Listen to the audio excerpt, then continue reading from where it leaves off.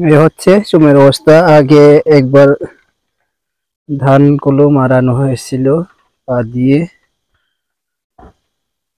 এখন আমরা এটাই মারবো। দেখেন এটা যে চুমঘর, যেখানে ধান কেটে রাখা হয়। এইভাবে ভাঁজ করে রাখা আর কি। আর এই গুলো হচ্ছে ধান কাটার জন্য, সেটা তো সবাই জানে। একটু পরে আমরা ধানগুলো ওখান থেকে নামাবো আর পা দিয়ে চাপে মারবো। এভাবে ধান মারতেছে দেখেন, এভাবে মানে কোনো ধান ছাড়াই নিলাম, ধানগুলো পড়ে যাবে আর এই খড়গুলো ফেলে দেবেন আর কি বাইরে।